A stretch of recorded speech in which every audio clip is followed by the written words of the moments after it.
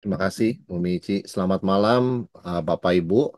Kita bersyukur boleh bersama-sama kembali dalam PA ini. Kita akan lanjutkan ya dengan Matius 20 ya. Jadi dengan tema utama melayani dengan rendah hati. Ya, kita akan baca Matius 20 yang dimulai dengan perumpamaan tentang orang-orang upahan di kebun anggur, ya. Sekilas saja saya bacakan, adapun hal kerajaan sorga, sama seperti tuan rumah yang pagi-pagi benar keluar mencari pekerja-pekerja untuk kebun anggurnya. Setelah ia sepakat dengan pekerja-pekerja itu mengenai upah sedinar sehari, ia menyuruh mereka ke kebun anggurnya. Kira-kira pukul 9 pagi ia keluar pula, dilihatnya lagi ada orang-orang yang menganggur di pasar. Katanya kepada mereka, pergi jugalah kamu ke kebun anggurku dan apa yang akan pantas kuberikan kepadamu. Dan mereka pun pergi. Kira-kira jam 12 dan pukul 3 petang ia keluar dan melakukan hal yang sama. Pukul 5 petang ia keluar lagi dan mendapati orang-orang lain pula. Lalu katanya kepada mereka, mengapa kamu menganggur saja di sini sepanjang hari? Kata mereka kepadanya, karena tidak ada orang mengupah kami. Katanya kepada mereka, pergi jugalah kamu ke kebun anggurku. Saudara, Yesus tiba-tiba berbicara mengenai perumpamaan, ya, pekerja kebun anggur. Coba kita lihat konteksnya apa. Kita bertahu bahwa Petrus sudah bertanya soal upah ya 2 minggu lalu. Saudara kalau masih ingat, Petrus bertanya begitu ya, kami sudah tinggalkan semuanya ikut Tuhan, kami dapat apa? Dan Yesus jawab begitu ya. Tetapi kan tidak selesai sampai di situ. Yesus juga ingin Petrus dan kita semua memahami sebetulnya apa itu perspektif tentang upah ya. Nah, saudara sekalian, apa sih seringkali yang menjadi motivasi orang bertanya soal upah? Salah satu asumsinya adalah bahwa kita layak mendapat upah karena kita sudah berkorban. Sudah berkorban cukup banyak begitu ya. Ini salah satu motivasi kenapa orang bertanya soal upah. Nah, Yesus memang seperti kita sudah belajar 2 minggu lalu memberikan janji ya akan upah itu. Ya, tetapi melalui perumpamaan ini dia ingin mengingatkan satu hal, saudara sekalian ya, yaitu apa? Ada peringatan. Yang terdahulu akan jadi yang terakhir. Ya, ini adalah perumpamaan pekerja kebun anggur ini sebagai gambarannya, ya, sebagai gambarannya. Nah, pertanyaan tentang upah itu memang satu sisi valid-valid saja, sah-sah saja, tapi ada bahaya bisa menggeser fokus kita dari Tuhan, pemberi berkat, kepada berkat itu sendiri ya. Jadi itu sebabnya Yesus memberikan sedikit koreksi. Ya, Yesus menjawab pertanyaan Petrus soal upah dan sangat bisa dimengerti kenapa orang tanya soal upah. Karena ya kita sudah capek-capek berkorban, menyangkal diri, mengikut Yesus, masa kita sama dengan orang lain? Apa yang kita dapat begitu ya? Tetapi saat yang sama, setelah Yesus menjawab, Yesus mengingatkan, tidak sesimpel itu ya. Jangan sampai fokusnya itu bergeser dari Tuhan kepada berkat untuk kita, begitu ya. Maka poin dari Yesus ada apa-apa, saudara sekalian? Upah atau reward dari Tuhan itu harus dilihat berdasarkan kasih karunia, bukan jasa. Jadi Tuhan tidak wajib memberikan kita upah. Dan kalau dia memberikan kita upah, itu semata-mata anugerahnya bukan karena dia wajib atau kehebatan kita. Nah ini poin Yesus. Melalui perumpamaan ini kita melihat dan belajar apa itu artinya anugerah. Ya. Nah ini sebuah koreksi bagi motivasi Petrus ya. Jadi bukan apa yang saya dapat sebetulnya fokusnya, tapi siapa yang memberi, begitu kan? Siapa yang seharusnya menjadi fokus ya, bukan berkat itu sendiri yang kita rasa kita layak dapat, tetapi siapa yang adalah sumber anugerah, sumber berkat begitu loh. Nah, itu yang Yesus maksudkan dengan perumpamaan pekerja-pekerja kebun anggur ini. Jadi, satu hal mungkin yang kita bisa belajar, saudara sekalian ya, dari koreksi Yesus kepada pertanyaan Petrus adalah kita perlu waspada kepada suatu sikap yang namanya spiritual entitlement. Jadi merasa berhak diberkati Tuhan karena jasa pelayanan atau bahkan kesalehan pribadi, begitu ya. Dan merasa Tuhan tuh wajib, wajib dan berhutang seolah-olah begitu ya. Kayaknya Tuhan tuh berbuat salah kalau dia tidak memberikan sesuatu yang kita rasa kita layak dan berhak begitu loh. Nah, itu yang disebut dengan spiritual entitlement. Kita ketika masuk ke dalam konsep spiritual entitlement, kita akan segera kehilangan konsep anugerah, ya, realita anugerah, saudara sekalian ya. Karena kalau memang Tuhan itu wajib dan berhutang kepada kita dan kita layak, ya, tidak ada unsur anugerah lagi. Semuanya adalah memang haknya kita, ya.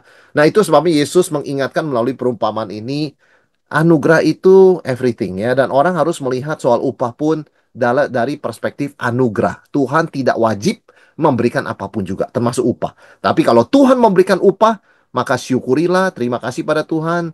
Eh, itu adalah anugerah Tuhan.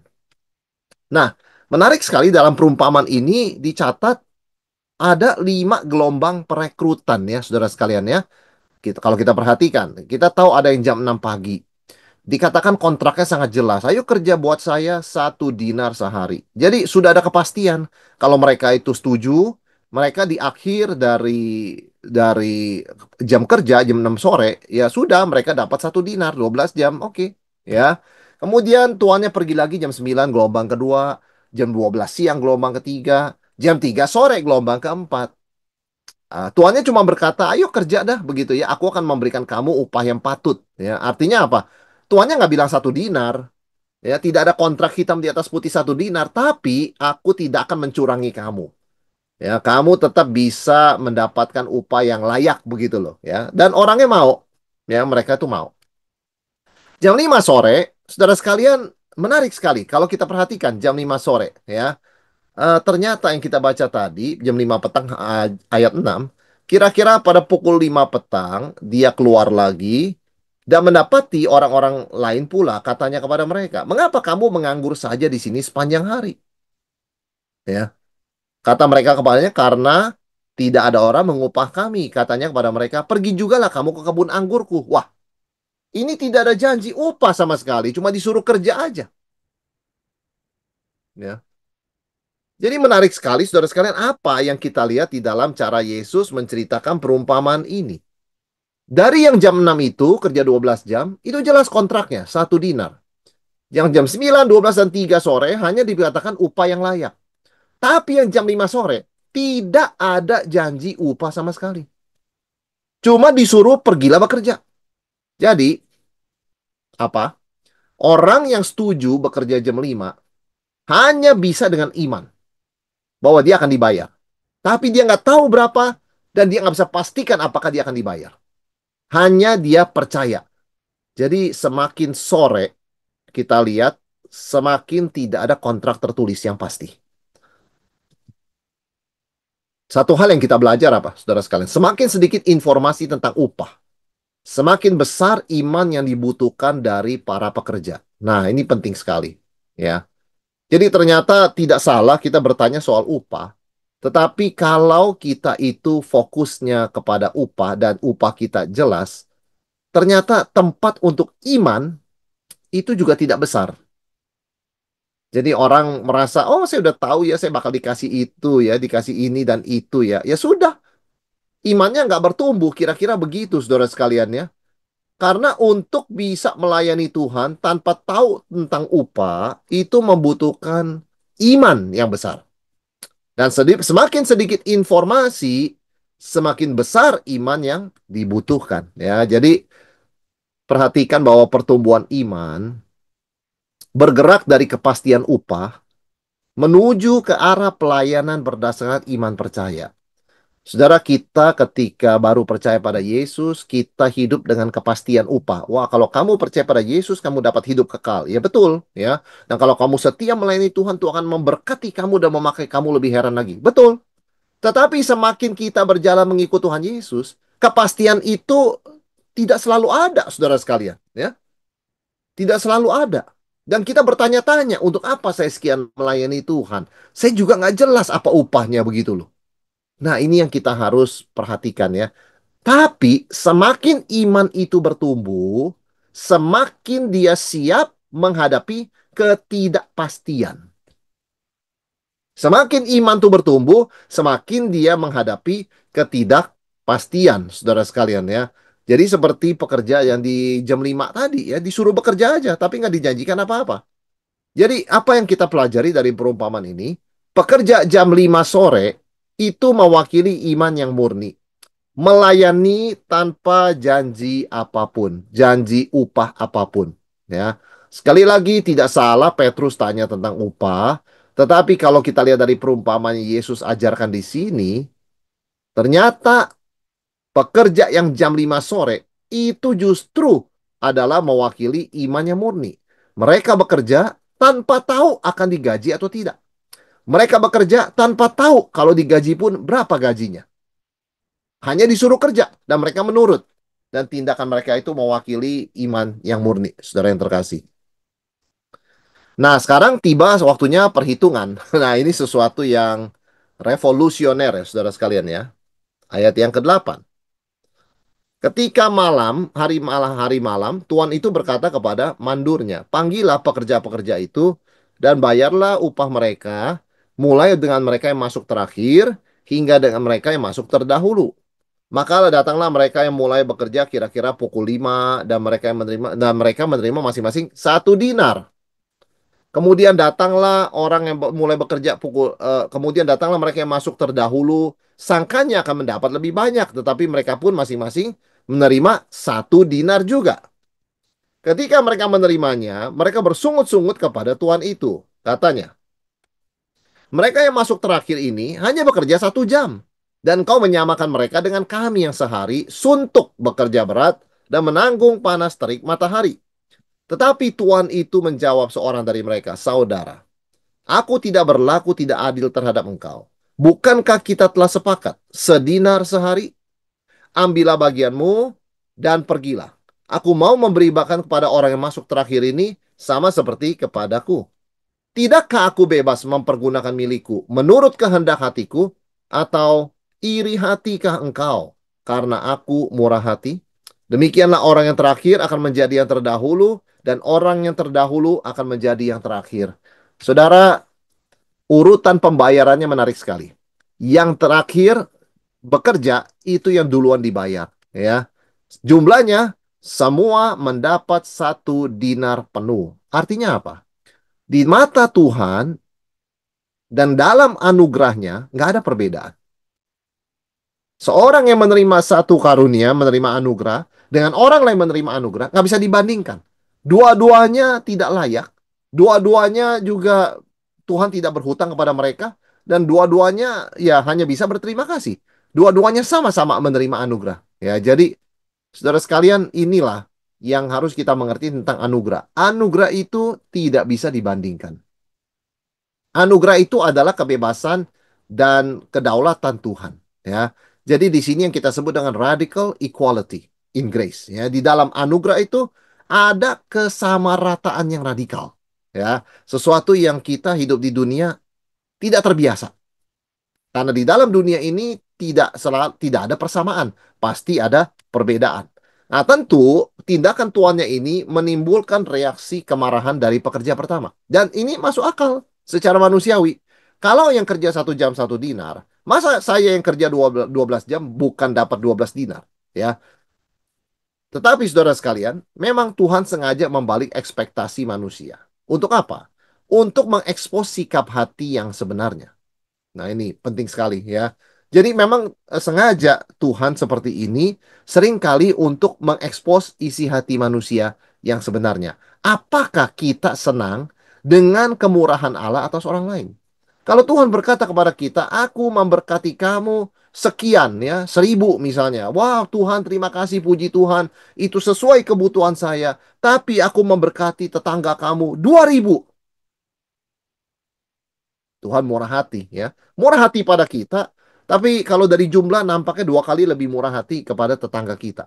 Meskipun kedua-duanya tidak layak, baik kita maupun tetangga, tapi kita sering kali melihat pada kuantitas dan jumlah, dan kita mengatakan Tuhan tidak semurah hati kepada aku. Saudara sekalian, Tuhan bermurah hati. Ya. Tapi pertanyaannya adalah apakah kita senang dengan kemurahan Allah kepada orang lain? Atau sebaliknya seperti yang tuannya tanya. Secara diam-diam kita iri meskipun dibungkus oleh argumen tentang fairness atau keadilan. Saudara, keadilan itu bukannya berarti tidak valid ya. Orang boleh bertanya tentang keadilan ya. Tetapi jangan sampai itu menjadi semacam bungkusan untuk menutupi satu sikap yang disebut iri hati. Nah, ini sesuatu yang tidak sesuai dengan firman Tuhan, ya, sikap iri hati ini. Nah, komplain memang dapat dipahami. Tetapi saat yang sama, komplain itu menyatakan spiritual pride, ya. Menyatakan apa ya, suatu kesombongan rohani. Mereka hanya bekerja 1 jam. Tapi engkau menyamakan mereka dengan kami. Wah, saudara sekalian, luar biasa ya. Kami ini standarnya tinggi. Kami ini kelasnya beda. Jangan kamu samakan kami dengan orang yang kerja cuma 1 jam. Orang yang tidak laku, orang yang tidak bisa, tidak dipanggil-panggil bekerja, sampai Tuhan ini mesti mengasihani. Jangan samakan kami. Kami ini orang-orang yang qualified, orang yang dari pagi sudah dapat pekerjaan. Bukan orang yang menganggur-nganggur karena nggak ada yang mau pakai, lalu dipakainya diundangnya jam 5 sore. Nah itu loh saudara sekalian spiritual pride. Ya sering kali yang menjadi komplain adalah iri hati, begitu ya. Soal keadilan ini iri hati. Dan apa yang menjadi iri hati adalah karena ada spiritual pride.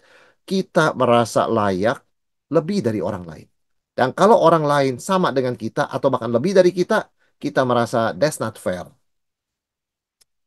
Nah, ini asumsi logika jasa, ya. Input yang lebih besar seharusnya menghasilkan output yang lebih besar, ya. Tentu saja ini sangat manusiawi sekali ya. Kalau kita invest berapa, ya hasilnya juga segitu, kan tidak ada orang yang invest kecil hasilnya besar misalnya ya, atau orang invest besar hasilnya kecil. Kira-kira kan logika manusia begitu, meskipun dalam kenyataannya nggak selalu demikian, ya. Nah, ini tidak adil. Tapi kalimat tidak adil itu sebenarnya tidak fair. Kenapa? Karena secara kontrak mereka sudah sepakat dibayar 1 hari 1 dinar 12 jam. Begitu kan? Dan tuannya ini memenuhi kontraknya. Jadi problemnya di mana, saudara sekalian? Problemnya bukan pada kontrak yang dilanggar, bukan pada ketidakadilan. Problemnya adalah bahwa mereka tidak mampu bersuka cita atas kemurahan Tuhan kepada orang lain. Jadi, saudara, kalau kita komplain soal keadilan tuh boleh saja, ya. Ada hal-hal yang memang harusnya adil, begitu ya. Adil itu juga sifat Tuhan. Tetapi pastikan ketika kita komplain soal keadilan, pastikan bahwa itu bukan karena kita tidak mampu bersuka cita dengan mereka yang bersuka cita karena diberkati Tuhan, ya. Dan diberkati Tuhan dengan kemurahan. Ya, memang tidak mudah, saudara sekalian ya. Tidak mudah, tetapi kita harus percaya Tuhan itu baik, Tuhan itu adil, dan apapun yang Tuhan berikan kepada kita itu yang terbaik, apapun yang Tuhan berikan pada orang lain itu juga yang terbaik, begitu ya. Dan kita bisa bersuka cita dengan orang yang bersuka cita. Sekali lagi, Tuhan itu adil, ya. Tetapi kita perlu mampu ya untuk bersuka cita dan merayakan berkat Tuhan juga atas diri orang lain, ya. Sekali lagi mereka protes bukan karena dirugikan. Mereka dijanjikan 1 dinar sehari, 12 jam ya. Dan mereka tidak dirugikan. Mereka tidak dibayar kurang dari 1 dinar. Mereka tidak diambil, dipotong kemudian 1 dinar itu tidak. Sesuai dengan janji. Tetapi kenapa mereka marah? Karena orang lain diuntungkan. Ya. Keadilan adalah kalau hak kita diambil. Keadilan adalah kalau kita dirugikan. Tetapi kita nggak bisa ngomong soal keadilan kalau itu adalah orang lain yang diuntungkan. Karena ada unsur anugerah kemurahan Tuhan dan kedaulatan Tuhan. Ya, dan itu sekali lagi kita pun menerima anugerah Tuhan. Upah itu bukan kewajiban Tuhan memberikannya kepada kita, tetapi adalah anugerah Tuhan di atas anugerah yang sudah Dia berikan, yaitu keselamatan. Nah, di balik komplain ini sebetulnya ada spiritual pride, ya. Di balik pelayanan nampaknya impresif begitu kan, ada semacam ekspektasi saya seharusnya begini begitu dan sebagainya. Nah saudara sekalian, sekali lagi tindakan Tuhan dan protes dari pekerja-pekerja yang dari jam 6 pagi masuk ini menyatakan isi hati manusia, dan itu sebabnya kita harus waspada ya dengan spiritual pride. Kita harus waspada dengan pertanyaan soal upah. Kita harus waspada dengan hal-hal yang membuat kita merasa, oh itu sudah selayaknya saya dapat begitu ya. Maka saudara sekalian, ini poin dari Yesus ya, melalui perumpamaan pekerja-pekerja kebun anggur ini. Nah, sekali lagi kita sudah baca tadi, apa respon pemilik kebun anggur, saudara sekalian? Ada 3 argumen pemilik kebun anggur ya, yang mengajarkan kepada kita apa itu grace, anugerah ya. Karena pekerja-pekerja yang komplain khususnya itu bergerak dari konsep keadilan. Ya, saya kerja berapa dapat berapa begitu kan. Meskipun mereka tetap diperlakukan adil. Mereka nggak dirampas haknya. Tetapi pemilik kebun anggur ini memutuskan untuk bertindak penuh anugerah kepada orang yang bekerja jam 5, yang cuma bekerja 1 jam. Ya. Maka tiga argumen pemilik kebun anggur yang mengekspos apa ya nature of grace begitu ya konsep anugerah. Dia berkata, aku tidak berbuat yang tidak adil terhadap engkau. Artinya apa? Kontraknya 12 jam 1 dinar. Aku sesuai kontrak. Jadi ada contractual justice yang dipenuhi di sini ya. Tidak ada suatu kontrak yang dilanggar. Jadi Tuhan itu adil, saudara sekalian ya. Nah, kemudian dia mengatakan, bukankah aku bebas mempergunakan milikku? Nah, ini bicara mengenai apa? Hak kedaulatan Allah di dalam memberikan anugerah. Tuhan kan bebas mempergunakan miliknya, ya. Kita bersyukur Tuhan tuh bebas sehingga kita bisa minta, begitu kan? Tuhan berkati aku, tolong aku, begitu kan? Bayangkan, kalau Tuhan tidak bebas, wah saya pengen tolong kamu, tapi saya nggak bisa sebab kredit kamu masih kurang, begitu ya. Kamu mesti naikkan sedikit kredit kamu supaya saya bisa tolong. Saudara bayangkan kalau Tuhan tidak bebas menolong. Ya, jadi kita bersyukur Tuhan itu Tuhan yang bebas dan berdaulat. Dia berdaulat mempergunakan miliknya, dia berdaulat memberkati siapa saja, kapan saja, berapa saja. Nah, tapi ini yang penting. Iri hatikah engkau karena aku murah hati? Nah, saudara sekalian, ini adalah kemurahan Tuhan. Jadi kalau kita lihat ketiga ini adalah sifat-sifat Tuhan ya. Dia itu adil, dia itu berdaulat, dan dia itu murah hati. Jadi ini tiga sifat Tuhan yang harus kita pegang bersama-sama ya. Jadi Tuhan itu adil, Tuhan itu berdaulat, dan Tuhan itu penuh anugerah. Tidak ada sesuatu yang dilanggar di sini, saudara sekalian ya. Tidak ada sesuatu yang tidak adil di sini. Ya, ini semua sesuai dengan sifat Tuhan. Nah, istilah iri hati ternyata secara harafiah dari bahasa Yunani itu artinya mata yang jahat. Nah, betul sekali, saudara sekalian. Iri hati itu sering muncul karena kita melihat berkat Tuhan atas orang lain. Dan kita melihatnya dengan mata yang jahat. Kenapa bukan saya yang dapat? Dan dia tidak layak dapat itu. Kenapa dia dapat begitu banyak? Nah, poneros of talmos. Inilah istilah mata yang jahat. Itu sebabnya kita harus hati-hati dengan apa yang kita lihat, dengan bagaimana kita melihatnya, dengan kesimpulan apa yang kita ambil, saudara sekalian, setelah melihat hal itu. Jadi, iri hati adalah sebuah apa? Mata yang jahat. Mata itu artinya apa? Perspektif, begitu ya. Perspektif yang terdistorsi oleh self-centeredness. Aku layak mendapatkan itu. Kenapa dia yang dapat? Nah, karena ada keegoisan itu, karena ada perasaan aku lebih layak ini, itu yang merusak, mendistorsi perspektif. Sehingga meskipun kita diberkati, kita merasa Tuhan tidak adil dan tidak sayang kita. Karena kita melihat orang lain lebih diberkati. Nah, saudara sekalian, yang Yesus mau maksudkan di sini adalah perbaiki lensa kita. Perbaiki perspektif kita. Ya, karena iri hati itu adalah mata yang jahat. Bagaimana cara pandang kita tentang berkat Tuhan bagi orang lain? Bagaimana cara pandang kita tentang anugerah Tuhan bagi diri kita? Begitu, ya. Jadi intinya apa, saudara sekalian? Yang namanya anugerah memang tidak fair. Tidak fair dalam pengertian equal treatment. Ada yang kerja 12 jam dikasih 1 dinar. Ada yang kerja 9 jam dikasih 1 dinar. Ada yang kerja 1 jam dikasih 1 dinar. Ya memang tidak fair dalam pengertian itu. Ya, tetapi itu justru konsep anugerah. Iri itu yang disebut dengan anugerah dan bukan upah, saudara sekalian ya. Itu sebabnya disebut anugerah. Kalau disebut upah, berarti Tuhan berhutang kepada manusia dan kita berhak menuntut, begitu kan? Tetapi karena Tuhan tidak berhutang kepada kita, maka itu semua anugerah. Bahwa Tuhan mau memberikan, dia bebas memberikan berapa saja, kepada siapa saja, kapan saja, berapa kali saja, begitu kan? Nah, itu kita harus mengerti, kita perlu mengingat konsep anugerah, saudara sekalian ya. Karena itu grace is always amazing. Karena sesungguhnya kita tidak layak diselamatkan. Dan kalau Tuhan hanya menggunakan contractual justice, keadilan yang bersifat kontrak, begini loh keadilan yang bersifat kontrak, upah dosa adalah maut. Itu kontrak. Ya, siapa yang berbuat dosa, upahnya adalah maut. Nah, kalau Tuhan hanya menggunakan keadilan seperti itu, ya kita tidak akan diselamatkan. Kita diselamatkan karena Tuhan lebih dari adil, ya. Dia juga penuh anugerah. Dia mengampuni dosa kita, dia tidak menghitung kesalahan kita, dia tidak mengingat kesalahan, kegagalan, pelanggaran-pelanggaran kita di masa lalu, ya. Karena itu, saudara sekalian, penting sekali, grace is always amazing. Karena sesungguhnya kita tidak layak diselamatkan, ya. Jadi pekerja-pekerja tadi yang digaji 1 dinar untuk 12 jam, seharusnya sadar mereka itu diberi anugerah pekerjaan. Karena banyak orang yang menganggur, begitu kan ya. Kenapa mereka yang diambil, begitu kan? Jadi mereka lupa unsur anugerah. Ketika kita lupa unsur anugerah, mudah sekali kita jatuh ke dalam iri hati, mudah sekali kita jatuh dalam spiritual pride, kesombongan rohani, merasa kita lebih layak, dan mudah sekali kita itu akhirnya merasa Tuhan tidak adil.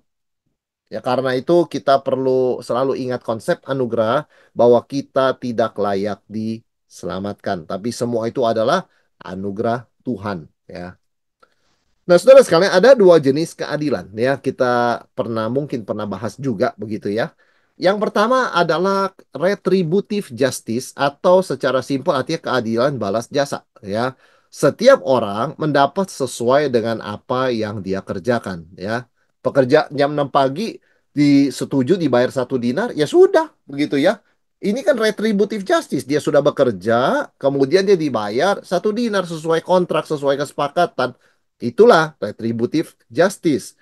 Ya, ini adalah keadilan berdasarkan kewajiban timbal balik. Si pekerja bekerja, si pemilik memberikan upah. Ya, dalam sistem ini, upah itu memang hak si pekerja. Upah itu adalah hak si pekerja, ya, karena memang sesuai dengan kontraknya dijanjikannya demikian, ya. Nah, saudara sekalian, masalahnya, jika Tuhan hanya memakai retributive justice, maka kita semua orang berdosa akan binasa, karena tidak ada satupun kita yang layak, ya. Tidak ada satupun kita yang berhak, begitu ya, karena kita semua sudah berdosa, dan upah dosa adalah maut, dan itu harus dibayar, begitu ya. Jadi kalau Tuhan menggunakan sistem contractual justice atau retributive justice, maaf, retributive justice, maka kita semua nggak ada yang selamat. Ya, upah dosa adalah maut, itu sudah kesepakatan yang Tuhan katakan, begitu ya. Kita semua tahu itu. Jadi dalam keadilan seperti ini tidak ada keselamatan, hanya ada penghukuman. Ya, dan Tuhan tidak melanggar prinsip keadilannya dalam hal ini. Tetapi ada justice yang kedua yang disebut dengan apa, saudara sekalian? Distributive justice, ya. Keadilan berdasarkan hikmat dan kemurahan Tuhan. Tuhan bebas mendistribusikan kepada siapa dia mau, berapa banyak dan kapan, begitu loh, ya. Tuhan bebas memberikan anugerahnya. Bukan karena wajib, ya, berdasarkan usaha manusia. Oh, saya sudah lakukan ini buat Tuhan, maka sekarang Tuhan wajib eh, memberikan anugerahnya kepada saya. Tidak, ya. Anugerah itu selalu bebas. Kalau wajib namanya upah, ya, saudara sekalian, ya. Kalau orang wajib membayar pekerjaan kita, berarti itu upah. Memang dia berhutang pada kita. Tapi Tuhan kan tidak demikian. Tuhan tidak berhutang pada kita. Tuhan tidak wajib memberkati kita. Tapi dia dengan sukarela, sukacita memberkati kita. Artinya apa? Artinya itu adalah anugerah. Ya, semua pekerja mendapat 1 dinar karena pemilik kebun anggur berdaulat memberikan apapun, ya, kepada siapapun. Begitu kan? Dia punya hak. Yang penting dia tidak melanggar kontrak. Dia tidak melanggar kesepakatan, ya. Jadi sekali lagi ini bukan soal layak atau tidak. Apakah layak yang kerja cuma 1 jam dikasih 1 dinar? Apakah layak kalau yang itu dapat 1 dinar, orang yang kerja 12 jam juga dapatnya 1 dinar? Bukan soal layak atau tidak, tapi soal kemurahan atau kebaikan hati sang pemilik. Nah, itu poin Yesus. Sebagai orang Kristen, kita harus ready dengan kelimpahan anugerah Tuhan, termasuk kepada orang-orang yang kita rasa tidak pantas menerimanya, saudara sekalian, ya. Tapi ini adalah kebaikan hati Tuhan. Nah, jadi jika Tuhan tidak berkewajiban menyelamatkan siapapun, ya. Jadi jika Ia mengampuni, itu adalah tindakan kasih yang bebas dan berdaulat, bukan kewajiban, saudara sekalian, ya, bukan kewajiban. Jadi sekali lagi ini adalah suatu konsep keadilan yang harus kita pahami. Memang sering dalam hidup ini kita lebih melihat kepada nomor satu, retributive justice, begitu ya. orang berbuat apa dapat apa begitu, dan kita rasa itu adil kalau pas begitu ya. Tetapi sekali lagi kita tahu bahwa keselamatan kita pun bukan karena retributive justice. Harusnya upah dosa adalah maut. Kita tuh harusnya binasa. Tetapi karena ada justice satu lagi, distributive justice, maka ya kita bisa mendapatkan keselamatan karena ada kemurahan dan hikmat Tuhan di situ ya, bukan semata-mata akibat perbuatan kita. Nah, saudara sekalian, ini dua jenis keadilan ya. Dan Tuhan Yesus juga mengingatkan ya di ayat yang ke-16 ya. Demikianlah orang yang terakhir akan menjadi yang terdahulu, dan yang terdahulu akan menjadi yang terakhir ya. Artinya apa? Ada diingatkan kepada kita tentang spiritual entitlement, merasa berhak, merasa Tuhan itu wajib, merasa Tuhan itu berhutang ya. Apa yang perlu diperingatkan di sini, saudara sekalian? Yaitu Yesus mengatakan yang terdahulu akan menjadi yang terakhir. Jadi apa? Ini bukan soal urutan waktu ya, tetapi sikap hati. Bukan soal urutan waktu. Oh, kalau gitu enakan kita terakhir lah supaya kita jadi pertama. Bukan. Ya, itu salah satu contohnya aja, tetapi ini adalah soal sikap hati ya. Jadi waspada terhadap sikap, aku sudah lama melayani, aku layak mendapat lebih. Aku sudah kerja dari jam 6 pagi begitu ya. Sekarang selesai jam 6 sore begitu kan. Tidak seperti orang lain yang datangnya belakangan, kerjanya jam 9, jam 12, jam 3, dan ada yang kerja jam 5 begitu ya. Dibandingkan saya paling lama melayani. Nah, kita harus waspada kepada sikap-sikap demikian, saudara sekalian. Karena itu adalah bentuk dari spiritual entitlement. Aku merasa berhak diberkati. Tuhan wajib memberkati, ya. Jadi, ini salah satunya ya. Nah, memang dalam konteks ini kita bicara lamanya melayani bisa saja menghasilkan spiritual pride yang menjauhkan kita dari hati Tuhan ya.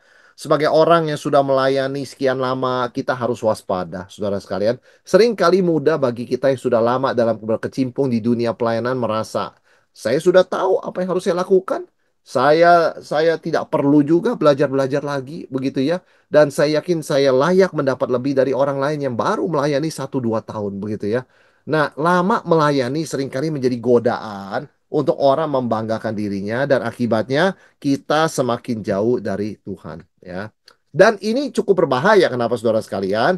Karena perlahan-lahan terjadinya ya, di mana orang lebih cinta upah daripada mencintai Tuhan pemberi upah.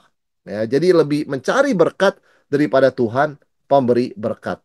Saudara, seorang tokoh sejarah gereja, Bapak gereja, Bernard of Clairvaux berkata, jiwa yang mengasihi Allah tidak mencari upah lain selain Allah yang dikasihinya. Pertanyaannya memang benar, saudara sekalian. Apa upah terbesar yang Tuhan bisa berikan kepada kita? Upah terbesar yang Tuhan bisa berikan kepada kita adalah dirinya. Tidak ada yang lebih besar dari Tuhan. Betul ya? Tidak ada berkat yang lebih besar dari Tuhan. Karena Tuhan adalah sumber berkat. Ya, dan berkat terbesar yang Tuhan bisa berikan adalah dirinya sendiri. Yaitu Yesus Kristus. Begitu ya? Karena begitu besar kasih Allah, dia telah memberikan anaknya yang tunggal. Dengan kata lain, dia memberikan dirinya sendiri. Nah, apa upah yang terbesar yang bisa kita dapatkan? Yaitu pengenalan akan Tuhan. Pergaulan pribadi dengan Tuhan. Itu udah tertinggi. Emang ada apa yang lebih tinggi, saudara sekalian? Apakah rumah istana lebih tinggi daripada itu? Apakah mobil mewah lebih tinggi daripada Tuhan? Apakah uang yang banyak lebih tinggi daripada Tuhan? Sama sekali tidak. Tuhan adalah upah tertinggi yang bisa dinikmati oleh sebuah jiwa. Dan jiwa yang mengasihi Allah tahu bahwa upah terbesar adalah Allah itu sendiri. Bukan berkat-berkatnya, saudara sekalian ya. Nah, ini membutuhkan pertumbuhan rohani, membutuhkan kedewasaan rohani. Karena kita seringkali membayangkan berkat itu adalah sesuatu yang di luar Tuhan. Dan berkat yang di luar Tuhan itu sesuatu yang harus kita mati-matian kejar dan cari. Saudara, tentu kita minta berkat, kita minta kelancaran pekerjaan kita minta kesehatan. Tapi jangan lupa, hal tertinggi yang kita mau kejar, kalau kita mau pakai istilah upah, itu adalah Tuhan itu sendiri. Tidak ada yang lebih tinggi dan tidak ada yang lebih besar dari Tuhan. Kesehatan kita tidak ada apa-apanya dibandingkan Tuhan. Berkat rezeki yang cukup dan sebagainya, tetap Tuhan tuh lebih tinggi dari semuanya. Ya, jadi kalau kita mengasihi Allah, maka upah kita tuh arahnya adalah Tuhan, ya, bukan sesuatu yang lain. Ya. Nah, saudara sekalian, Di sini Yesus bicara soal dua jenis murid ya. Ada orang yang menerima anugerah dengan ucapan syukur ya. Ya tetap aja dia jadi first ya di dalam konsep nilai kerajaan sorga. Nah ada yang mulai menghitung jasa. Yang menghitung jasa itu menjadi last. Karena kehilangan apa? Kehilangan hati yang bersyukur ya. Jadi yang pertama jadi terakhir. Yang terakhir jadi pertama. Nah ini penting saudara sekalian. Jadi kita perlu waspada sekali lagi kepada sikap-sikap aku sudah melayani lebih lama. Mengapa dia yang dipromosikan begitu ya? Saudara, saya tidak menyangkali bahwa di dalam organisasi apapun juga ada perhitungan, ada keadilan, ada senioritas dan sebagainya. Tetapi no matter what, saudara, kita tidak bisa membuat dunia ini semata-mata bersifat retributif ya. Pokoknya harus adil begitu ya. Sebetulnya ada konsep keadilan lain yang kita sudah belajar yaitu distributif. Nah, ini sesuatu yang kita harus perhatikan ya. Ini kalau sampai kita sempat merasa demikian ya, aku sudah melayani lebih lama, mengapa dia yang dipromosikan? Nah, ini warning dari spiritual entitlement yang sebetulnya merusak ya. Perasaan berhak, perasaan layak, begitu kan ya. Ini merusak saudara sekalian. Nah, kalau kita baca di ayat yang ke-17 sampai 19 ya, ah, Yesus kembali memberitahukan soal penderitaannya.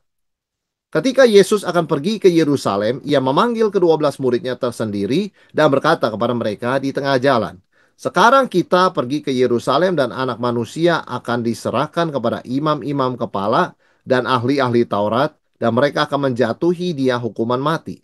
Dan mereka akan menyerahkan dia kepada bangsa-bangsa yang tidak mengenal Allah supaya ia diolok-olokkan, disesat, dan disalibkan. Dan pada hari ketiga ia akan dibangkitkan." Saudara, Yesus kembali mengulangi nubuat tentang penderitaannya ya. Baru saja dia selesai tentang mengajar tentang bahaya kalau kita fokus hanya kepada upah, begitu ya. Maka sekarang dia melanjutkan kembali dengan menjelaskan apa? Harga, bukan saja kita jangan terlalu fokus pada upah. Kita justru lebih memperhatikan harga yang harus kita bayar di dalam mengikut Yesus, ya. Kalau kita perhatikan ya, prediksi sejauh ini. Prediksi pertama, Yesus bicaranya umum sekali tentang penderitaan dan kebangkitan. Manusia akan menderita dan sebagainya. Pada hari ketiga dia dibangkitkan. Ya. Tapi masih bicara umum. Prediksi kedua, Yesus memasukkan detil lebih lanjut. Yaitu dia akan dikhianati orang dekat. Begitu ya, di Matius 17 ayat 22 sampai 23. Dan di prediksi ketiga yang kita baca ini adalah prediksi yang paling detail, yang penuh dengan detail ya apa yang akan terjadi ya, di mana diserahkan kepada imam kepala, menjatuhi dia hukuman mati, diolok-olok, disesa, disalibkan. Jadi Yesus sudah kasih tahu bagaimana cara dia mati nantinya. Saudara bayangkan prediksi itu, nubuat penderitaannya itu, kematiannya makin lama tuh makin jelas ya. Kenapa Tuhan menggambarkan dengan makin jelas ya? Sampai dia menyebutkan diserahkan, dihukum mati, diolok-olok, disesa, disalibkan. Sampai dia kasih tahu cara matinya pun adalah disalib. Kenapa demikian? Nah, prediksi ketiga dari kematian Yesus ini memang semakin detail dan jelas. Kenapa? Karena lokasi dan waktunya kian mendekat ke Yerusalem. Ya, jadi sudah hampir sampai dan tidak ada waktu dan bukan waktunya untuk muter-muter ya, bukan waktunya untuk berbicara dengan tidak terus terang ya. Jadi sekali lagi tujuannya untuk mengontraskan upah dunia yang dicari oleh orang dunia dan panggilan sorgawi, saudara sekalian. Ya, upah dunia dan panggilan sorgawi ini dua hal yang sangat berbeda sekali. Ya, upah dunia yaitu orang mencari sesuatu upah atau berkat begitu sesuatu yang bukan Tuhan. Ya, sedangkan ini panggilan sorgawi adalah sesuatu yang memanggil kita untuk menjadi serupa dengan Tuhan. Ya. Nah, saudara sekalian tentu menyisakan satu pertanyaan, begitu ya. Kalau ikut Yesus itu berujung pada penderitaan, mengapa para murid kok masih belum nangkep, begitu ya? Mereka masih memikirkan posisi dan kehormatan, kemuliaan. Kenapa demikian? Apa rahasianya, apa sebabnya, sehingga para murid bisa tidak menangkap ya urgensi daripada nubuat penderitaan kematian Yesus. Mereka tidak menangkap apa sih nilai-nilai ajaran Yesus sebetulnya. Tapi mereka tetap sibuk dengan posisi dan kehormatan. Apa? Yang pertama kalau kita perhatikan ada selective hearing ya. Jadi mereka sudah mengadopsi kebiasaan mau mendengar yang cocok dengan mereka dan mengabaikan apa yang mereka tidak cocok, yaitu soal salib ya. Dan mereka percaya nantinya juga akan beres sendiri lah begitu ya. Yang penting kita sekarang jujur aja, memang kita suka tahta, suka kemuliaan. Jadi pilih-pilih dengar apa. Dan saya kira ini banyak orang Kristen ya seperti ini. Banyak seringkali mungkin kita juga pernah saudara sekalian ya. eh, Dalam pengertian ya kita mau dengar apa yang kita suka begitu ya. Kita tidak mau dengar apa yang kita nggak suka. Itu yang disebut dengan selective hearing ya. Jadi ada disconnection antara atau keputus hubungan antara ekspektasi manusia dan kenyataan kerajaan Allah. Jadi murid-murid Yesus waktu ikut Yesus itu mereka expect mereka akan eh, dapat kemuliaan, dapat kehormatan, dapat jabatan, dapat posisi, dapat takhta. Ternyata kerajaan Allah bukan begitu. Ketika Yesus datang, mereka malah diberikan panggilan oleh Yesus untuk menyangkal diri, memikul salib, dan mengikut Yesus. Begitu ya, mati terhadap diri supaya hidup bagi Tuhan. Begitu kan, rela kehilangan nyawa supaya malah menyelamatkannya. Nah, ini kan sesuatu yang disebut dengan kenyataan kerajaan Allah. Sedangkan ekspektasi murid-murid, ekspektasi manusia tidak seperti itu. Ya, jadi mereka ikut tapi masih belum connect begitu ya. Dan kalau murid sejati itu tidak siap menderita, maka dia belum mengerti panggilan Kristus. Saudara, Tuhan Yesus sangat menekankan dan menceritakan berkali-kali soal penderitaannya yang akan datang, dan semakin lama semakin detail. Artinya apa? Dia mau kita menangkap bahwa ini sangat penting ya. Sangat penting bahwa kita sebagai orang Kristen juga siap ya, bukan suka ya, tapi siap untuk menderita. Bukan, sekali lagi, bukan suka menderita ya. Tidak ada orang yang suka menderita. Ya, tetapi ada orang yang siap, ada orang yang tidak siap menderita. Nah, saudara sekalian, menarik sekali bahwa di tengah-tengah berbicara soal kematian Yesus, penderitaannya semakin lama semakin detail, tiba-tiba kita melihat ada satu manuver. Manuver dari ibunya Yohanes dan Yakobus, ibu Zebedeus, ya. Jadi ini ada agenda terselubung, ada udang di balik batu, ada ambisi pribadi, saudara sekalian. Kemungkinan besar ibu Zebedeus ini namanya Salome, tapi sekali lagi itu bisa didebat ya. Cuma kalau kita melihat beberapa data di Alkitab, sangat mungkin Salome dengan ibu Zebedeus itu orang yang sama, ya. Nah, ibu Zebedeus ini atau yang namanya Salome ini memang sifatnya ambisius dan perhitungan, ya. Bahkan ada teori yang mengatakan bahwa masih ada hubungan keluarga antara Yesus, antara Maria, ibu Yesus, dengan Salome, saudara sekalian. Jadi bayangkan, kalau benar ini teori, berarti Yakobus Yohanes masih ada saudara dengan Tuhan Yesus. Dan tidak heran mereka mau memanfaatkan hubungan keluarga ini untuk keuntungan politik, ya. Jadi mereka bisa memanfaatkan hubungan keluarga ini untuk keuntungan politik, saudara sekalian. Nah, ini adalah sebuah timing yang buruk. Kenapa? Karena segera setelah Yesus selesai menubuatkan penderitaannya. Artinya mereka itu tidak menangkap, saudara sekalian ya. Mereka tidak menangkap orang Yesus mau menderita, Yesus tuh mau disalibkan. Kok kamu bicara soal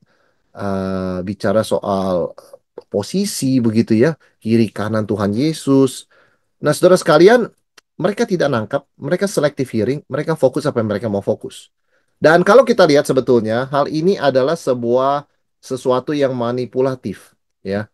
Di mana permintaan itu dikemas agar terlihat reasonable sambil memberi ruang bagi Yesus agar tidak merasa otoritasnya diambil. Kalau kita baca, saudara sekalian ya, kembali di ayat yang ke eh, 20. Ayat yang ke 20 dikatakan, datanglah ibu anak-anak Zebedeus serta anak-anaknya kepada Yesus, lalu sujud di hadapannya meminta sesuatu. Berilah perintah supaya kedua anakku ini boleh duduk kelak dalam kerajaanmu, yang seorang di sebelah kananmu dan yang seorang lagi di sebelah kirimu. Saudara sekalian, berilah perintah. Ya, jadi ini manipulatif ya. Oh, saya bukan minta, saya bukan nyuruh begitu ya, tapi ini Yesus yang berikan perintah. Ya, saya cuma mengingatkan begitu ya. Jadi ini tuh sudah manipulatif, saudara sekalian ya. Dan bahkan mulainya dengan gesture yang sangat hormat berlutut ya. Tapi sebetulnya itu bukan sikap hati, lebih hatinya itu adalah ambisi politik, pure ambisi politik ya. Dan ini sebuah ironi, kenapa saudara sekalian ya? Ini sebuah ironi karena baru mendengar tentang salib, langsung berpikir tentang mahkota. Jadi soal posisi di kiri kanan Tuhan Yesus itu kan bicara mahkota, bicara kemuliaan ya. Eh, Padahal Yesus baru bicara soal penderitaan, kerendahan hati, salib dan sebagainya, saudara sekalian. Nah, kesalahan konsep ya, kesalahan konsep eh, mereka adalah, oh nggak apa-apa, glory dulu, suffering gampang, begitu ya. Suffering itu gampang, yang penting kita dapat posisi dulu. Nanti segala kesulitannya, itu gampang deh, begitu ya. Nah, saudara sekalian, itu kan berbahaya sebetulnya, ya, berbahaya. Bayangkan kalau orang punya konsep begini menikah, begitu ya. Sudahlah, pilih siapa saja, nggak apa-apa lah. Pokoknya menikah dulu, nanti baru kita bicara hal-hal yang pergumulan-pergumulannya. Wah, saudara sekalian, ini kan bisa keliru keputusannya ya, kan terbalik ya, terbalik begitu loh. Nah, seharusnya kan kembali ya, seharusnya kan bicara suffering dulu, baru kemudian glory. Ya, jadi seharusnya itu kan suffering dulu baru glory. Itu kan jalan Tuhan Yesus juga. Dia menderita, mati, lalu bangkit ya. Jadi saudara, urutan ini jangan kita balik. Jangan kita menjadi menggampangkan begitu ya. Oh iya, suffering gampang, yang penting dapat kemuliaan dulu. Tidak begitu jalannya ya. Itu konsep kemuliaannya jadi keliru demikian. Nah, kita perlu hindari jebakan ya. Jebakannya itu apa dalam hal ini? Ingin peran besar tanpa pengorbanan, ingin kemuliaan tanpa jalan salib. Kenapa ini penting, saudara sekalian? Yesus berkata begini, kamu tidak tahu apa yang kamu minta. Dapatkah kamu meminum cawan yang harus kuminum? Kata mereka kepadanya, dapat. Apa iya mereka bisa, saudara sekalian? Jadi mereka itu ingin peran besar, tapi nggak tahu konsekuensinya. Kalau mau duduk di kiri kanan Tuhan Yesus itu berarti harus minum cawan pahit juga istilahnya ya. Dan mereka juga harus siap menderita ya. Dan itu yang harus kita hindari ya. Jangan sampai kita ingin peran besar, lalu setelah dapat peranan besar itu kita mengatakan kok kayak begini ya pelayanannya dan sebagainya. Oh tidak, memang peranan lebih besar, pengorbanan lebih besar ya. Mau kemuliaan lebih besar, jalan salib lebih berat ya saudara sekalian ya. Jadi the greater the glory, the greater the suffering begitu kan ya. Kemuliaan semakin besar, penderitaan juga semakin berat begitu loh. Jadi tidak ada peran besar tanpa pengorbanan ya. Dan Yesus menegaskan tidak ada kemuliaan tanpa salib. Sampai Yesus mengatakan kepada Yakobus Yohanes, kamu tidak tahu apa yang kamu minta. Dapatkah kamu minum cawan yang kuminum? Cawan yang Yesus minum kan bukan cup of glory, ya, tetapi cup of suffering, ya. Cawan yang dia harus minum, ya, yang dia ingin lalui tapi dia harus minum sesuai dengan kehendak Bapa. Nah, mereka dengan gampangnya menjawab, dapat, saudara sekalian, ya. Jadi mereka tidak tahu bahwa minum cawan itu berarti dikhianati, diejek, ya, dan dibunuh. Jadi mereka ngomong sesuatu yang mereka nggak paham sebetulnya. Jawaban mereka mungkin benar, ya, dan masuk akal, ya. Dalam sejarah kalau kita lihat memang Yakobus itu martir pertama, ya. Jadi Yakobus yang jawab dan Yohanes yang jawab, ya. Dan Yohanes diasingkan di Pulau Patmos begitu ya, mati secara natural di Efesus begitu kan. Dia tidak dibunuh, tetapi kan intinya sama, ya.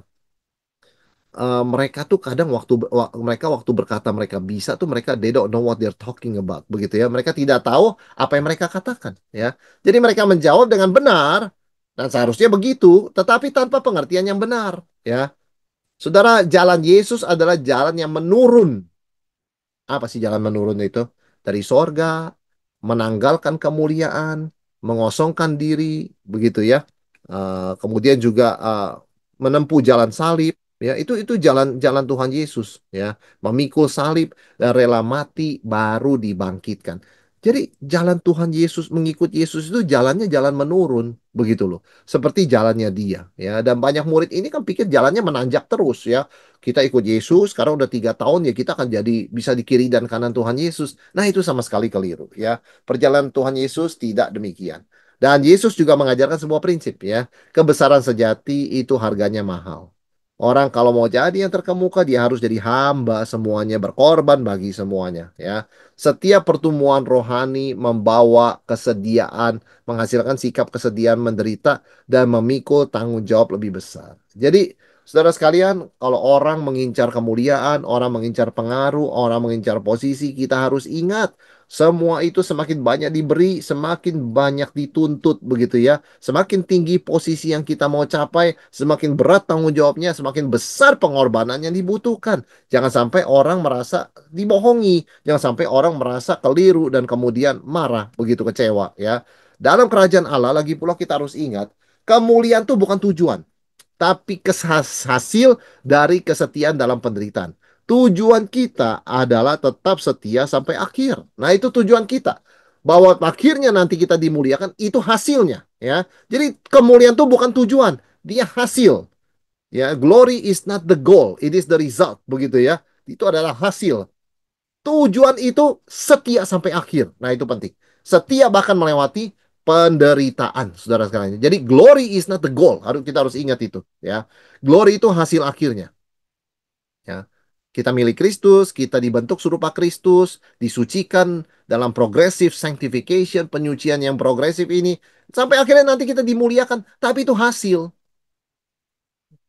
Yang menjadi tujuan kita adalah menjadi serupa dengan Kristus. Diproses menjadi serupa dengan Kristus itu tujuan kita. Bahwa kemudian setelah kita serupa Kristus, kita mencerminkan kemuliaan begitu ya. Yaitu hasil, bukan tujuan. Ya. Nah, saudara sekalian, kemudian kita melihat di ayat yang ke-24. Mendengar itu, marahlah ke-10 murid. Ya, Yesus kan berkata, cawanku memang akan kamu minum, tapi hal duduk di sebelah kananku atau sebelah kiriku, aku tidak berhak memberikannya. Itu akan diberikan kepada orang-orang yang bagi siapa Bapa sudah menyediakannya. Nah, mendengar itu, marahlah ke-10 murid yang lain kepada kedua saudara itu. Tetapi Yesus memanggil lalu berkata, kamu tahu bahwa pemerintah bangsa-bangsa memerintah rakyatnya dengan tangan besi. Pembesar-pembesar menjalankan kuasanya dengan keras atas mereka. Saudara, 10 murid itu marah ketika tahu ada manuver Ibu Yakobus dan Yohanes ya untuk posisi. Nah, kemarahan mereka sebetulnya bukannya mereka lebih kudus atau lebih saleh ya. Jadi sebenarnya kemarahan mereka sekali lagi karena mereka pun ya punya kerohanian yang kompetitif ya. Jadi mungkin kalau dikatakan iri hati begitu ya. Mereka marah bukan karena mereka lebih rohani, tapi karena mereka punya ambisi yang sama, tapi strategi berbeda dan kalah cepat begitu loh. Ya, kalah cepat. Kalau mereka duluan juga mereka mau ya. Jadi marahnya ini bukan marah bertobat, marah menyesal begitu ya. Ini marah karena yang nggak dapat begitu kan. Saudara, kerohanian yang kompetitif marah kepada strategi yang unfair. Tapi dia bukan marah kepada dosa unholy ambition ya. Ya, jadi ketika kita marah, make sure pastikan saudara sekalian kita itu marahnya memang kepada dosanya. Bukan karena kita kalah begitu ya. Bukan karena kita kalah cepat uh, atau kita itu tidak dapat begitu ya karena salah strategi. Make sure memang kemarahan kita itu adalah pada dosa ya, bukan karena kita kalah ya. Nah, Yesus menggunakan momen ini untuk mendefinisikan ulang apa itu greatness. Nah, ini ya, mau jadi yang terbesar kan ya. Yesus mengontraskan dua kepemimpinan yang bertolak belakang. Yang pertama, disebut sistem bangsa-bangsa. Ayat 25 ya. Kamu tahu bahwa pemerintah-pemerintah bangsa-bangsa memerintah rakyatnya dengan tangan besi dan pembesar-pembesar menjalankan kuasanya dengan keras atas mereka. Jadi penguasa itu apa? Sistem memerintahnya, kebesarannya. Uh, Semakin tinggi posisi, semakin banyak orang melayani kita. Semakin kita dilayani. Nah, itu sistem bangsa-bangsa ya. Semakin tinggi posisi seorang, semakin banyak orang melayani kita, semakin kita dilayani dan kita tidak usah melayani. Nah, itu sistem bangsa-bangsa. Ya, sekarang sudah enak ya, posisinya sudah tinggi, nggak usah lagi begini, begitu. Sekarang kamu sudah ada pembantu, ada asisten, ada... Nah, dunia kan memang seperti itu. Semakin tinggi posisi, semakin dilayani. Dan itu sepertinya menjadi tujuan hidup banyak orang, saudara sekalian. Ya. Tetapi Yesus mengatakan, tidak demikian di antara kamu. Itu bukan tujuan kita orang Kristen. Kita itu punya model kerajaan Allah. Yaitu di ayat 26. Tidaklah demikian di antara kamu. Barang siapa ingin menjadi besar di antara kamu, hendaklah ia menjadi pelayanmu. Jadi apa? Kalau kita di hadapan Tuhan, di dalam kerajaan Tuhan, mau lebih tinggi, mau lebih mulia, boleh. Tetapi kita harus melayani lebih rendah hati lagi. Bukan dilayani. Lebih melayani banyak orang. Bukan lebih dilayani banyak orang. Kalau dunia ini, saudara sekalian, semakin tinggi posisi, semakin dilayani banyak orang. Kalau di kerajaan Tuhan, semakin tinggi posisi, semakin banyak melayani orang.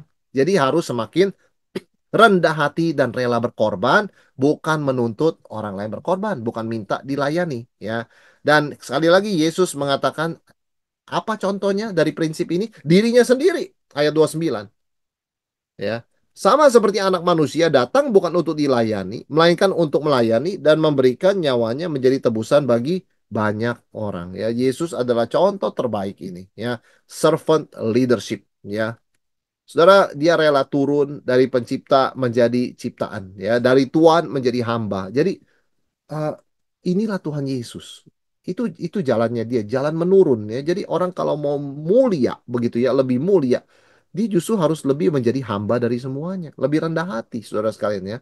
Karena belajar dari Yesus yang paling berhak dilayani, yaitu Yesus, dia paling berhak dilayani baik oleh malaikat, oleh ciptaan dan sebagainya. Malah memilih untuk melayani hingga menderita dan mati, begitu loh. Ya, jadi perjalanan Yesus ini perjalanan yang menurun, saudara sekalian, ya.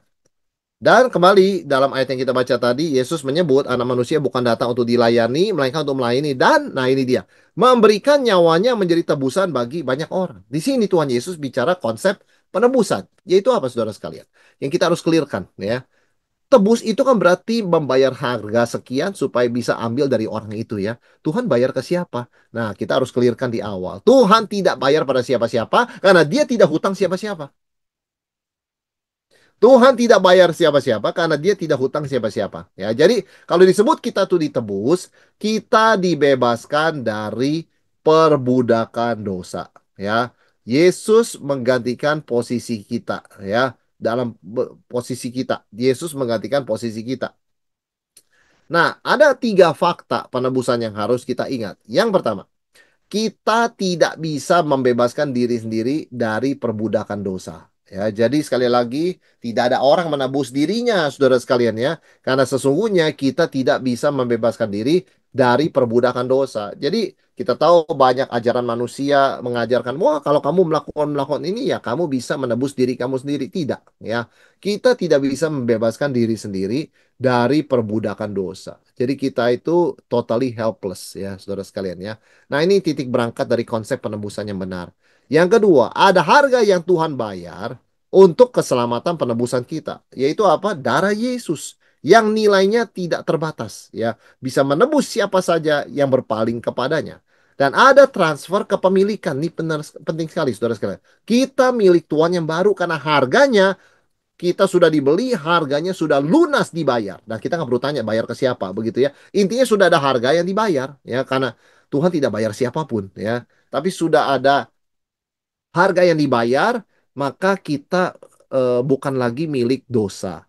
Kita bukan lagi hamba dosa. Kita sudah dibebaskan karena harganya sudah lunas dibayar. Maka ada dua alasan kita melayani. Yang pertama, kita meniru teladan Yesus yang datang untuk melayani, bukan dilayani, saudara sekalian. Ya, meniru teladan Yesus yang datang untuk melayani, bukan dilayani. Dan kewajiban kita sebagai milik Yesus. Ya, kita melayani karena kita milik Yesus, bukan milik sendiri atau tuan atas diri kita sendiri. Karena Tuhan Yesus sudah bayar harganya dengan darahnya. Jadi kita ada terjadi transfer kepemilikan. Kita itu sekarang milik Tuhan, bukan lagi milik dosa. Maka kita wajib meniru teladan Yesus, melayani Dia. Ya, saudara, kita sekali lagi kembali pada akhirnya kita melayani bukan untuk dapat upah, tapi karena sudah dibayar lunas oleh darah Yesus, ya. Jadi ada perbedaan sekali konsep pikirnya Petrus dengan apa yang Yesus ajarkan. Petrus meskipun bisa dimengerti, cari upah, kita sudah tinggalkan ini itu, maka kenapa kita apa yang akan kita dapatkan? Tetapi kita tahu upah terbesar adalah Tuhan, ya. Dan kalau kita melayani itu bukan untuk dapat upah, tetapi karena kita sudah dibayar lunas oleh Kristus. Ini sangat penting sekali, saudara sekalian, karena dengan konsep ini, kita pelayanan itu bukan jadi beban. Seolah-olah kita masih di bawah perbudakan dosa. Ingat, kita sudah ditebus, harganya sudah lunas dibayar, kita sudah ada transfer kepemilikan. Kita bukan lagi milik dosa atau diperbudak oleh dosa, tapi kita sudah dibebaskan oleh Yesus. Jadi, melayani itu seharusnya sesuatu yang ringan, sesuatu berkat, bukan beban yang berat, saudara sekalian, ya. Ini penting sekali kita ingat dari konsep penebusan. Dan kita kemudian diperhadapkan di ayat-ayat berikutnya dengan kedua orang buta. Ketika Yesus dan murid-muridnya keluar dari Yeriko, orang banyak berbondong-bondong mengikuti dia. Ada dua orang ada dua orang buta yang duduk di pinggir jalan mendengar bahwa Yesus lewat, lalu mereka berseru, Tuhan anak Daud, kasihanilah kami. Tetapi orang banyak itu menegur mereka supaya mereka diam. Namun mereka makin keras berseru, katanya, Tuhan anak Daud, kasihanilah kami. Lalu Yesus berhenti dan memanggil mereka. Ia berkata, apa yang kamu kehendaki supaya aku perbuat bagimu? Jawab mereka, Tuhan, supaya mata kami dapat melihat. Maka tergeraklah hati Yesus oleh belas kasihan.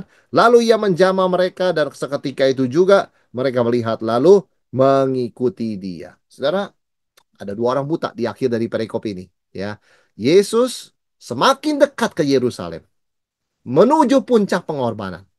Dan orang buta di sini ya dia bukan sekedar orang buta ya, tetapi dia mewakili kondisi manusia secara universal. Yaitu apa? Tidak mampu melihat kebenaran, terjebak dalam kegelapan, dan betul-betul tergantung kepada belas kasihan ya karena dia itu buta ya. Nah, orang banyak ternyata menyuruh mereka diam, jangan ganggu Yesus begitu kira-kira. Tapi saat yang sama kita melihat orang yang ini ada ironi ya. Orang yang bisa melihat secara fisik justru menghalangi orang buta yang mau melihat Yesus secara spiritual ya. Orang buta itu bisa mengenali Yesus sebagai anak Daud padahal mereka buta. Ya, tentu mereka tidak bisa melihat. Tapi kenapa mereka yakin percaya Yesus anak Daud? Nah, itu luar biasa ya. Ironisnya yang melihat Yesus secara fisik justru menghalangi orang buta untuk melihat Yesus secara spiritual ya. Yang menghalangi justru mereka yang beragama. Menarik saudara sekalian ya.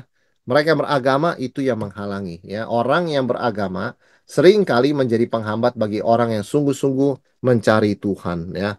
Penghambat bagi orang yang sungguh-sungguh mencari kebenaran ya. Iman sejati itu tekun ya ketika mereka itu disuruh stop oleh orang-orang banyak mereka tidak menyerah ya dan orang buta sekali lagi memanggil Yesus anak Daud Tuhan begitu ya luar biasa Tuhan anak Daud dua gelar kristologi yang sangat tinggi ya dari orang buta yang katanya matanya tidak bisa melihat tapi nampaknya dari ucapan mereka mereka secara iman melihat lebih jelas dari banyak orang ya jadi secara fisik mereka buta tetapi secara rohani mereka lebih melek dari banyak orang yang tidak buta. Ya, ini ironisnya, saudara sekalian. Ya, dan ketika terjadi mereka dicatat semakin dilarang, semakin keras berteriak. Ya, jadi orang yang punya iman sejati seperti kedua orang buta ini, sekalipun ada pressure dari luar, udah deh jangan-jangan kepada Yesus ya, jangan bicara Yesus begitu kan ya. Tapi justru tekanan itu malah memperdalam iman sejati, bukan meruntuhkannya. Nah, ini pentingnya saudara sekalian ya, kita memiliki iman yang sejati. Kita mengerti bahwa tekanan itu seringkali Tuhan pakai untuk membuat iman itu bertumbuh ya, memperdalam akarnya ya, membuat kita bertanya kenapa saya percaya dan menemukan alasan yang sangat kuat sekali ya di dalam iman kita. Maka saudara sekalian apa yang bisa kita simpulkan pada malam hari ini ya dalam melayani Tuhan dengan hati yang rendah, dengan kerendahan hati ya, melayani dengan kerendahan hati.